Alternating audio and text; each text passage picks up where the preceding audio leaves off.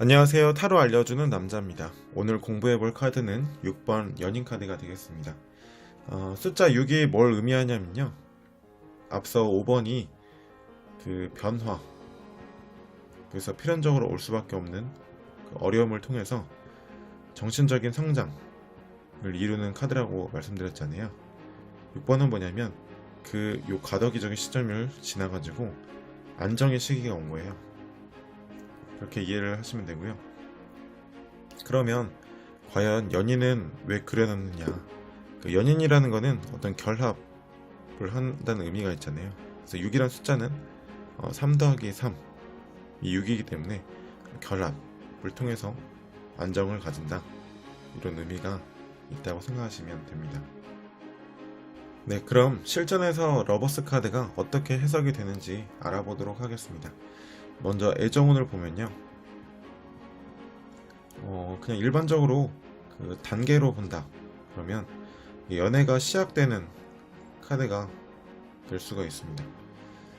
그래서 뭐 서로에 대해서 뭐 이끌리기 시작한다, 사람 마음으로 본다면 이렇게 볼 수가 있고요. 뭐 호감이 생긴다. 그 호감이라는 거는 상대방에 대해서 알고 싶고 막 더 만나고 싶고 이런 열정이잖아요. 그래서 사랑에 대한 열정이 막 생긴다, 이렇게 해석을 하시면 보통 해석이 되고요. 근데 이게 또 그 이런 경우가 있죠. 많이 질문하시는 거, 나를 어떻게 생각하나요? 나를 어떤 사람으로 인식하나요?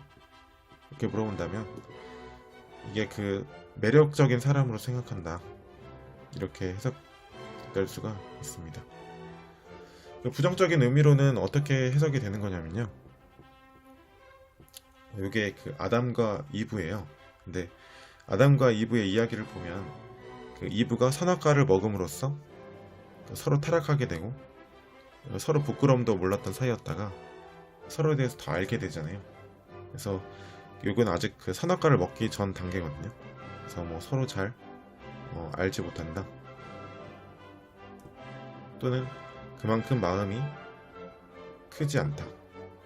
그래서 예를 들어서 뭐 이게 그냥 그런 그 육체적인 관계, 그 원나잇을 의미할 때도 있거든요. 한 가지 더 이해를 쉽게 도와드리기 위해서 다른 카드를 예로 들어보겠습니다. 그래서 아담과 이브의 이야기인데, 이브가 선악과를 먹음으로써 그 뱀의 유혹에 빠지잖아요. 그래서 그 데빌하고 러버스 카드하고 유사한 관계인데 무슨 차이가 있는 거냐면, 이렇게 보시면 목에 그 쇠사슬을 묶고 있잖아요. 여기는 없는데. 그래서 실제로 어떤 케이스가 있냐면, 학원에 갔는데 거기에 마음에 드는 오빠를 본 거예요. 근데 처음에는 그냥 그 오빠를 스쳐 지나가면서 보기만 해도 좋았는데 나중에 연락처를 교환하게 되고 사귀게 된 거예요. 근데 처음에는 가끔씩 보기만 해도 그렇게 행복하고 그 순간을 위해서 막 풀메이크업에 항상 예쁜 옷을 입고 학원에 갔었는데, 사귀게 되니까 서로를 구속하게 되면서 이제는 보기만 해도 좋았던 오빠가 연락만 조금 늦게 해도 왜 연락 늦어? 왜 연락이 없었어? 뭐 했어? 이렇게 상대방에 대해서 구속하게 되는 거거든요. 그래서 그런 차이가 있습니다. 그래서 데빌 카드는 어떤 그 구속력이 있는 카드지만 요거는 구속력이 없어요. 구속력이 크지 않다. 그렇다는 거는 마음이 그만큼 크지 않다는 걸 의미할 수도 있고요. 또 부정적인 의미로는 이게 뭐냐면 이렇게 해석이 될 수도 있습니다. 요즘 나한테 마음이 좀 시들시들한 것 같은데 왜 나를 그렇게 좀 멀리 하나요? 그러면 뭐 이런 카드가 떴다, 그러면 로맨스가 사라졌다, 이렇게 해석할 수도 있고요. 그리고 또 이게 그 이브가 뱀의 유혹에 빠지기 직전의 카드잖아요. 그래서 이렇게 유혹이 있다, 이렇게 해석이 돼서 어떤 그 삼각관계 해석되는 경우도 있습니다. 네, 그럼 연인 카드가 금전에서는 어떻게 해석이 되는 거냐면요, 연인이라는 게 어떤 수익을 창출하는 그런 생산적인 활동은 아니잖아요. 예를 들어서 뭐 데이트를 하면 데이트 비용이라는 게 드는 거지, 뭐 데이트하러 만나가지고 아르바이트 항상 같이 하시는 분 없으시죠? 데이트 비용이 든다. 그래서 금전적으로 보면 이게 그 지출이나 소비가 되는 걸 의미합니다. 부정적으로 해석하면 그냥 이렇게 소비가 많아진다 이렇게 생각을 하시면 되고요.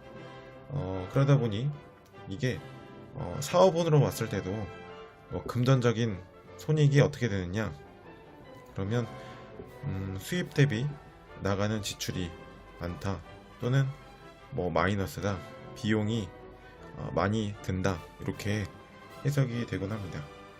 만약에 이런 금전적인 금액적인 측면이 아니라 만약에 사업에서 어떤 그 인간관계와 또 이렇게 연관이 되면 이게 뭐냐면 나를 도와주는 인복이나 귀인이 있는 거예요.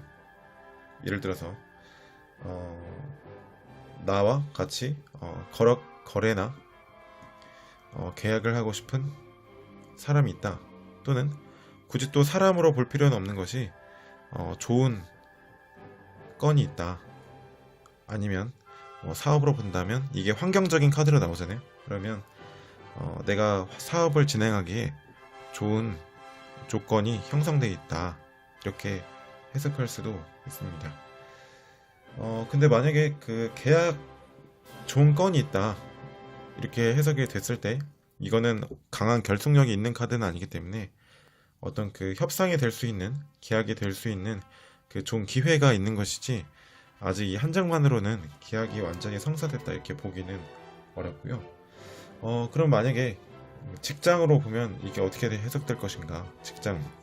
직장으로 보면요, 일반적으로 이게 그 타로 카드 처음 공부하신 분들이 뭐 사내 연애 아니냐 이렇게 해석하신 분들이 있는데, 그런 의미는 많이 나오지 않고요.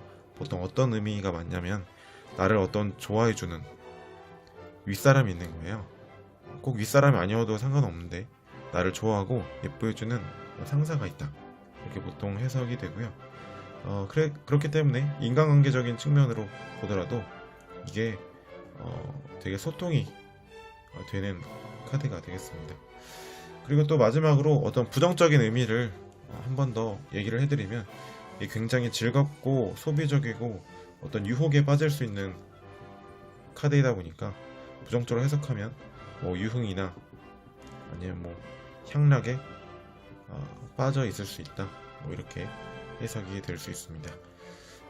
여기까지 연인 카드에 대한 설명이었습니다. 지금까지 타로 알려주는 남자였습니다. 감사합니다.